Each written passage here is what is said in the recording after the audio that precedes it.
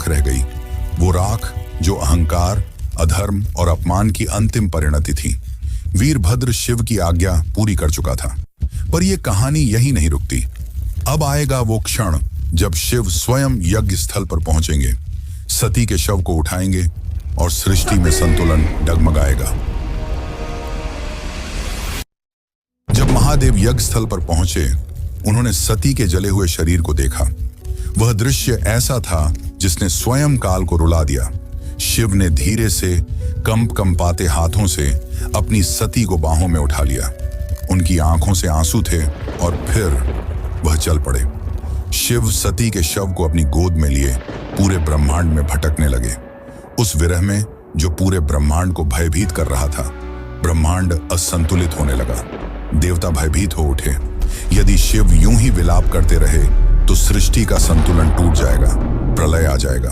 तब सभी देवता भगवान विष्णु के पास पहुंचे और उनसे सृष्टि को बचाने की प्रार्थना की। तब विष्णु ने अपना सुदर्शन चक्र चलाया।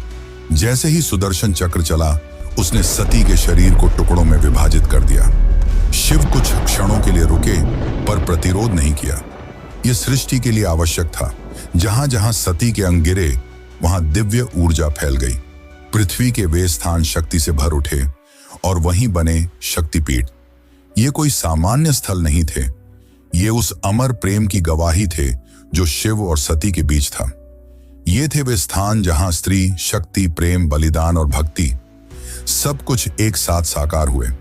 कुछ स्थानों पर सती की आंखें गिरी, कहीं उनका हृदय, कहीं उनके केश, तो कहीं उनके चरण, और हर स्थान एक केंद्र बन गया मां शक्ति का, जो हर रूप में पूजनीय हुई। कभी दुर्गा, कभी भैरवी, कभी भवानी।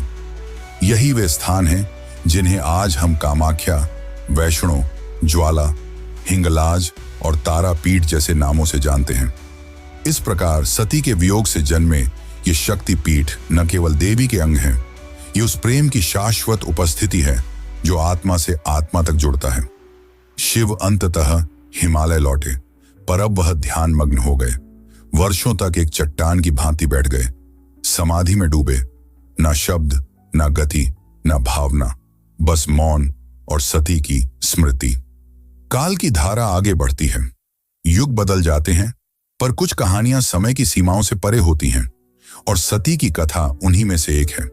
वह प्रेम जो अग्नि में तपकर शुद्ध हुआ था, वह विरह जो तांडव बन गया था। उस अधूरी यात्रा को अब पूर्ण होना था, पर यह कहानी यहां समाप्त नहीं होती। प्रेम का सफर यहीं पर रुकने वाला नहीं था।